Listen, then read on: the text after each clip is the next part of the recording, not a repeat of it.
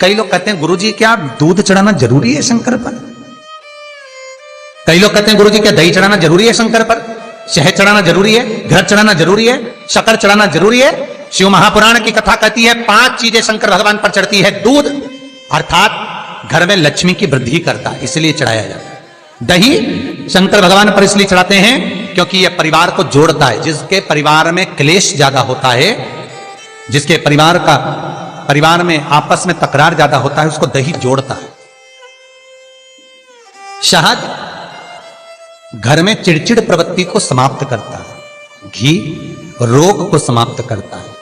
शक्कर मिष्ठान घर में यदि लक्ष्मी आकर जा रही हो तो मिष्ठान समर्पित किया जाता है। इसलिए पंचामृत स्नान का भाव शिव महापुराण कहते हैं।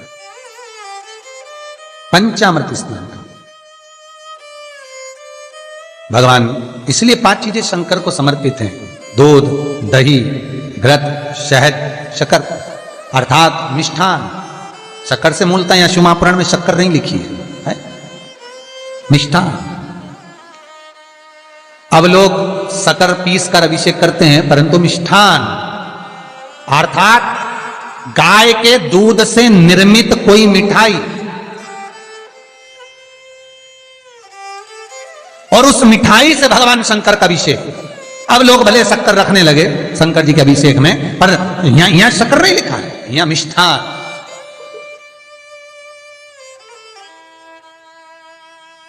हमारे यहां सहज भाषा में कहते थे उसको खांड अर्थात मीठा। शिव महापुराण की कथा कहती है दर्पण इतना बड़ा ले लो।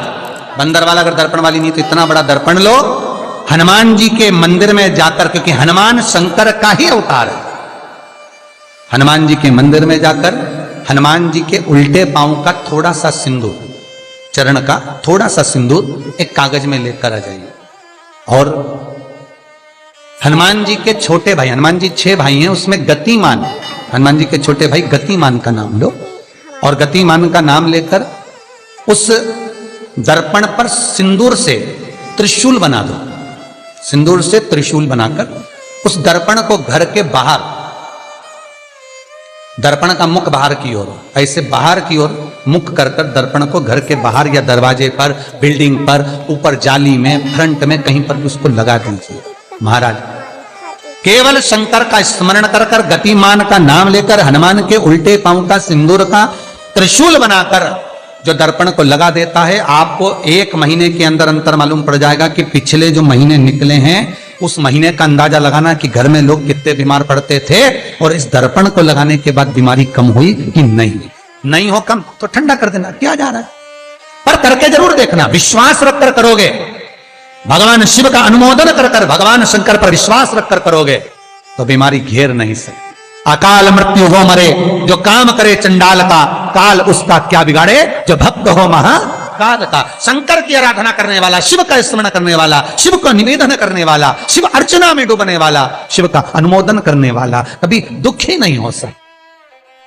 तो शिव महापुराण की कथा कहती है शंकर को जितना जल प्रिय नहीं, शंकर को जितना बेल प्रिय नहीं, शंकर को जितना शमी प्रिय नहीं, शंकर को जितना दूध दही प्रिय नहीं, शंकर को अगर कुछ प्रिय है तो सत्य प्रिय है। सत्यम शिवम सुंदर। इसीलिए हमारे यहां शास्त्र कहता है ब्रह्मा जी केतकी के फूल को लेकर आए, उसने झूठ बोला। ब्रह्मा जी गाय को लेकर आए, शंकर भगवान के सम्मुख में झूठ बोला। ब्रह्मा स्वयं झूठ बोले तो सिर कटा, कर्मनाशा नदी प्रकट हुई। और शिव महापुराण की कथा कहती है शंकर को सत्य प्रिय है अगर झूठ बोला है। इसीलिए शिव महापुराण का स्पष्टीकरण किया जाए, वर्णन किया जाए तो पहले के समय में अदालत नहीं होती थी, पहले के समय में पंचायत नहीं हो सकती थी, पहले के समय में कोई सभाएं नहीं होती थी, पहले के समय में कोई निर्णायक मंडल नहीं होता था, पहले के समय में केवल एक निर्णय होता था। गांव के लोग ले जाकर शंकर के मंदिर में खड़ा कर देते थे और कहते थे उठा गंगा जली, और कहते तूने ऐसा नहीं किया। गंगा जली उठाकर कह दे कि तूने ऐसा नहीं करा। क्यों गंगा जली उठवाते थे? क्योंकि लोगों ने शिव महापुराण सुन रखी थी। शिव महापुराण में श्री वेद व्यास जी वर्णन करते हैं कि शंकर के मंदिर में, शंकर के ओतले पर, शंकर के मंदिर के अंदर, शिव की चौखट पर, शंकर के अनुमोदन में शिव महापुराण के अंतर्गत शंकर के अनुमोदन में शिव मंदिर में शिव चौखट पर अगर कोई भूल से भी झूठ बोल देता है तो उसकी जिंदगी नरक जैसी निकलती है महाराज। इसीलिए कहते तो उठा गंगा जली और कह दे तूने ऐसा नहीं, उठा बोल दे। आपके भी जीवन में अगर किसी को कष्ट है, फिर निवेदन करूंगा, मंदिर में अगरबत्ती भले मत लगाओ, मंदिर में दीप भले मत जलाओ, मंदिर में पेड़ा भले मत चढ़ाओ। अगर आपके मोहल्ले में, आपके पड़ोस में, आपके परिवार में, आपके नजदीक में अगर कोई दुखी है, कष्ट में है, उसको यदि प्रेम की वाणी भी बोल ली है, एक रोटी भी प्रेम की खिला दी, किसी के चेहरे पर इस्माइल ला दी, तो मंदिर में दिया जलाने के बराबर है साहब।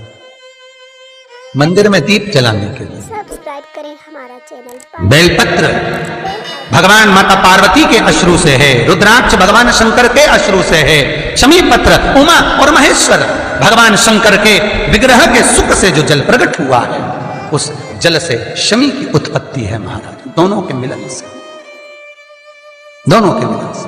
सब्सक्राइब करें। जैसे एक मुखी से लेकर 14 मुखी तक रुद्राक्ष होते हैं, आपको पहले भी कथा में कहा, एक मुखी से लेकर 14 मुखी तक रुद्राक्ष होते हैं।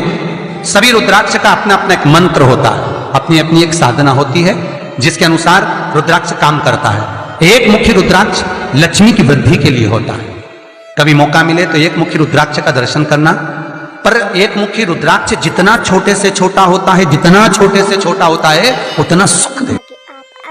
एक मुखी रुद्राक्ष लक्ष्मी की वृद्धि के लिए होता है, कार्य सिद्धि के लिए होता है। कोई भिखारी से भिखारी, गरीबड़े से गरीबड़ा भी अगर धारण कर ले, उसके घर में एक मुखी रुद्राक्ष अगर प्रवेश कर जाए तो सुख का अनुभव करा देता है, संपदा का अनुभव कराता है, सरस्वती का भाव प्रकट करता है, वैभव का भाव देता है। एक मुखी रुद्राक्ष का मंत्र है ओम ह्रीं नमः, ओम ह्रीं नमः। ये लक्ष्मी के लिए होता है महाराज। दो मुखी रुद्राक्ष बांधा को हरता है। कोई तकलीफ आ रही है, कोई प्रशासनिक कार्य है, कोई काम नहीं हो रहा, फाइल आगे नहीं बढ़ रही, बहुत तकलीफ आ रही है, तो दो मुखी रुद्राक्ष जो व्यक्ति धारण करता है उसका कार्य सफल होता है। दो मुखी रुद्राक्ष का मंत्र है ओम नमः। दो मुखी रुद्राक्ष का शिव महापुराण में जो मंत्र दिया है ओम नमः। विदेश्वर संहिता के अंतर्गत शिव महापुराण में रुद्राक्ष के 14 मुखी रुद्राक्ष के मंत्र दिए हुए हैं। आप शिव महापुराण नहीं पढ़ सकते तो मंत्र लिख लें। दो मुखी रुद्राक्ष का मंत्र है ओम नमः। तीन मुखी रुद्राक्ष विद्या प्राप्ति के लिए होता है।